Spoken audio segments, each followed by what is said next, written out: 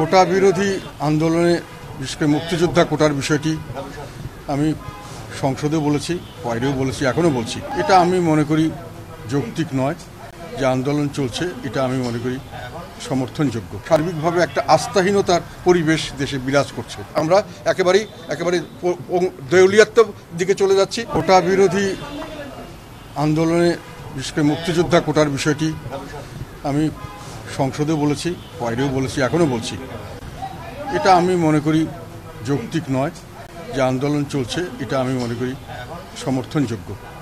মাননীয় প্রধানমন্ত্রী আজকে কিছু কথা বলেছে, আজকে বা গতকাল, যেটা হাইকোর্টের যে রায় একটা হয়েছে এবং পরবর্তীকালে আবার হায়ার কোর্ট আছে, এসব সময় এসব নিয়ে আন্দোলন করা কতটুকু যৌক্তিক, এবং আমাদের প্রধান বিচারপতিও এই ধরনের কথা বলেছেন। এটা সার্বিকভাবে চিন্তা করলে ওনাদের কথা যুক্তিসঙ্গত।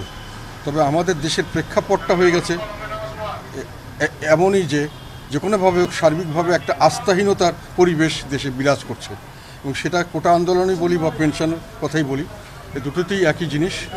সাধারণ মানুষ আস্থা রাখতে পারছে না বিভিন্নভাবে, বিভিন্ন কারণে, এবং সেগুলোর মধ্যে যুক্তিসঙ্গত কারণও থাকে। যেমন কোটার বিষয়টি যখন সরকার বাতিল করলো, সরকার এখানে বিবাদী হলো, তার বিরুদ্ধে একজন কেস করলো, সে হলো বাদী 21 সালে।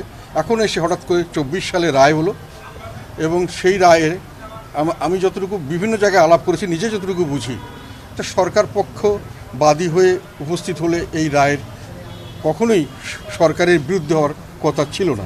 এটা অনেকেরই ধারণা, বড় বড় বিশেষজ্ঞদের সঙ্গে আমি আলাপ করেছি।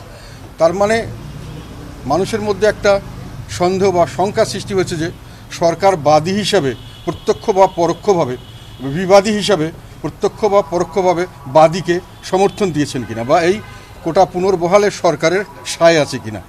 এবং এই বিষয়টি পরবর্তীকালে যখন আবার একই কারণে যখন দেখা গেল যে সুপ্রিম কোর্টে গিয়ে ওই রায়টিকে স্থগিত করা হলো না, ওটা রাখা হলো, যদিও এটাও স্বাভাবিক। নতুন এক্সপেল এর নতুন ফর্মুলা আরপিএমডি এর ডুয়েল অ্যাকশনে ঘরের মশা বাঁচবে না, বাইরের মশা আসবে না। যে কোনো আইনি প্রক্রিয়া এটা হতে পারে, হয়, অনেক সময় হয়। তথাপি মানুষের মধ্যে একটা আশঙ্কা হলো যে এটাকে ঝুলিয়ে দেওয়া হলো কিনা, মানে রায়টা বহাল রাখা হলো, সুপ্রিম কোর্ট সময় নিয়ে এটাকে দীর্ঘ দিন পর্যন্ত ঝুলিয়ে ইতিমধ্যে সেই কোটার মাধ্যমে নিজস্ব লোকদেরকে, যেটা কথা হচ্ছে যে মুক্তিযুদ্ধটা এগুলো তেমন নয়, এটা সাধারণ মানুষের ধারণা বা স্টুডেন্টদের কাছে আমি যা শুনেছি, এটা বিভিন্নভাবে বিভিন্ন লোককে মুক্তিযোদ্ধার নাম বলে বা না বলে তাদের আত্মীয় স্বজন সহ নিজস্ব লোক একেবারে যারা অন্ধভাবে আনুগত্য করবে বর্তমান সরকারের, লাঠিয়াল বাহিনী হোক বা যেভাবে হোক প্রশাসনে, সেই ধরনের মানুষকে নিয়ে আসার জন্য, সামনে নিয়ে আসার জন্যই এই কোটা সিস্টেমটাকে ব্যবহার করা হচ্ছে, এবং সেখানে এই ধরনের সিস্টেমটা আবার চালু হতে পারে। যেটা সেই কারণেই প্রশ্নটা হলো যে এই জন্যই ছাত্ররা এখনও আন্দোলন করে যাচ্ছে যে সরকার যেন সত্যিকার অর্থে এই চাপের মুখে হোক আর যেভাবে হোক, যেন তাদের কথাগুলো সঠিকভাবে শোনার অর্থ হলো তারা যেন সঠিকভাবে তাদের বক্তব্যগুলো মামলার সময় দিয়ে দেয়। কেননা মামলায় যদি এখন বিবাদী যদি বাদীকে চ্যালেঞ্জ না করে বা এমনভাবে করে যে বাদী সত্য বা ঠিক, তাহলে তো সেই মামলায় জেতার সম্ভাবনা থাকে না। বর্তমান সরকার এটা অতীতে আরও কিছু কিছু কেসে করেছে, বিভিন্নভাবে এই ধরনের একটি আশঙ্কা জনগণের মধ্যে আছে। আর একই কথা আমি সংসদেও এটা বলেছি যে যারা পেনশনের বিরুদ্ধে যেটা আন্দোলন করছে, এনারা সবাই শিক্ষক সমিতি ইত্যাদি, আমাদের জানা মতে এনারা সরকারের খুব ঘনিষ্ঠজন, এবং এই ঘনিষ্ঠজন সরকারের সঙ্গেই সবসময় থাকেন, সরকারি কর্মকাণ্ডে বেশিরভাগ সময় সমর্থন করেন।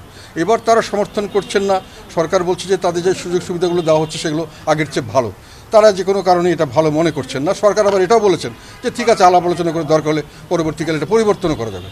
তারপরেও তারা এটা গ্রহণ করছেন না, আন্দোলন চালিয়ে যাচ্ছেন। এখানেও বিরাট ধরনের একটা বড় আকারের একটা আস্থাহীনতা আমরা লক্ষ্য করছি। আরেকটি কথা এখানে আমি বলতে চাই, যেহেতু বাজেটের উপর কিছুদিন আগেই বাজেট হলো, এবং আমরা সেটা বলেছিলাম যে বাজেটটা অত্যন্ত ঋণ নির্ভর বাজেট করা হয়েছে। এখন আজকে সকালে খবরে দেখলাম আমাদের শুদ্ধ বাজেট করেছে 8 লক্ষ কোটি টাকার মতো, 7,97,000। আর আজকে দেখলাম যে 3,34,000 কোটি টাকা এই বছর শুধু ঋণ শোধ করতে হবে। বাজেটে রেখেছে 1,13,000 কোটি টাকার প্রভিশন রেখেছে। তার মানে বাকি যে ডেভেলপমেন্ট বাজেট 2,81,000 টাকা করেছে, এইটাও সম্পূর্ণভাবে এখন এই ঋণ দিতে গেলে এটাও করতে পারবে না। এবং তখন যেটা হবে, আমরা যেটা সবসময় দেখছি, সরকার যে কোনো জায়গায় যে কোনো কন্ডিশনে বড় ধরনের অঙ্কের মানে আবার ঋণ নিয়ে একটা মানে কি বলে ঋণ করে ঘি খাওয়া বলে না, সেটা করবেন এবং এর দায় দায়িত্ব সরকারের সাধারণ জনগণের উপর পড়ছে, যার কারণে ইকোনমিতে আমাদের বিরাট ধরনের ধস নেমে গেছে। আমরা আগে বলেছিলাম যে সরকার সবসময় বলে যে করোনার জন্য হচ্ছে, কোনো সময় বলে ইউক্রেন যুদ্ধের জন্য হচ্ছে। ইউক্রেন এবং করোনার যুদ্ধের পরে সমস্ত দেশ উদ্ধার হয়ে গেছে। আমাদের পাশে ভারত, আজকে খবরের কাগজে আছে যে তাদের ইনফ্লেশন রেট আমাদের চেয়ে অর্ধেক। নেপাল, তাদের ইনফ্লেশন রেট মূল্যস্ফীতি আমাদের অর্ধেক। যে শ্রীলঙ্কাকে নিয়ে আমরা বলাতে সরকার একেবারে লাভ দিয়ে উঠেছিল, আমি প্রথম বলেছিলাম দেশ শ্রীলঙ্কার দিকে যাচ্ছে, সেই শ্রীলঙ্কা এখন তার চেয়ে 1/4 তাদের মূল্যস্ফীতির। সব দেশ এগিয়ে যাচ্ছে, আমরা পিছিয়ে যাচ্ছি। কেননা আমাদের, যেটা আমি সংসদে বলেছিলাম, কেননা আমাদের সরকার যেটা করছেন সেটা হলো অব্যবস্থা এবং দুর্নীতি। এটার কারণে ব্যাপক অঙ্কের টাকা অনেকভাবে নষ্ট করা হচ্ছে। দুর্নীতির মাধ্যমে বিভিন্ন কারণে বড় বড় প্রজেক্ট না হচ্ছে, যার বেশিরভাগই কোনো কাজ করছে না এবং অনেক ধরনের কথা বলে মানুষকে বিভিন্নভাবে মানুষকে ভুল বোঝানো হচ্ছে। যেমন পদ্মা সেতু নিজস্ব অর্থায়নে, আমি এটা সংসদে বলেছি, আমাদের দেশের যে অর্থ সরকার যে অর্থ রাজস্ব থেকে আয় করে সেই অর্থ দিয়ে কোনো প্রজেক্ট করতে পারে না। কাজে নিজস্ব অর্থ বলতে যদি শুধু আমাদের রাজস্ব আয় হয়, একটি প্রজেক্টও আমাদের নিজস্ব প্রজেক্ট অর্থায়নে হয় না। যেগুলো প্রজেক্ট হচ্ছে সবগুলো আমরা দেশি এবং বিদেশি ঋণে করি। পদ্মা সেতুর ব্যাপারে যেটা হয়েছে সেটা হলো সরাসরি ওয়ার্ল্ড ব্যাংক ঋণ দিতে চেয়েছিল একটি খুব সুবিধাজনক শর্তে। আমরা সেটা না নিয়ে তাদেরকে বিদায় করে দিয়ে আমরা অনেক অসুবিধাজনক শর্তে সরকার অনেক ঋণ করেছে বিদেশ থেকে, অনেক বেশি পার্সেন্টেজ, 6%, 10% এক একজন এক এক কথা বলে। সেই টাকা থেকে পদ্মা সেতুকে টাকা দিয়ে অর্থায়ন করা হয়েছে। নাহলে পদ্মা সেতুর এখন কিস্তি দিচ্ছে কেন? যদি ঋণই না হয় নিজের, তা কিস্তি দেবেন কেন, সুদ দেবেন কেন?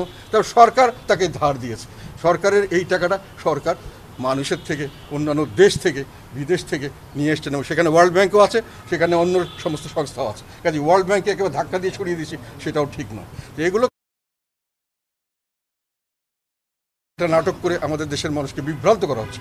এটি আমরা বলেছি যে সরকারের আসল সমস্যা হলো অর্থনৈতিক সমস্যা। দেশে বিদেশে এখন টাকার জন্য যাচ্ছেন, টাকা নিয়ে আসবেন এবং বড় ধরনের ঋণ করবেন, সেই ঋণের বোঝা জনগণের কাঁধে থাকবে এবং জনগণ না খেয়ে থাকবে।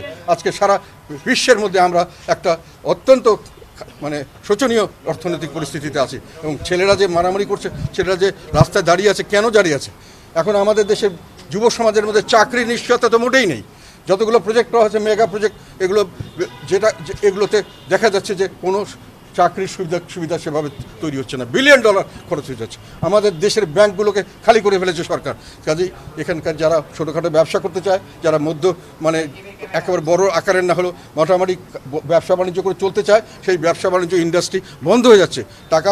সেই কারণে বেকারত্ব বাড়ছে, টাকার অবমূল্যায়ন হচ্ছে এবং টাকা থাকছে না, যার জন্য অবমূল্যায়ন আরও বাড়ছে। ফলে দেশের পরিস্থিতি আমরা একেবারেই দেউলিয়াত্ব দিকে চলে যাচ্ছি। এর থেকে উদ্ধার আমাদের দরকার।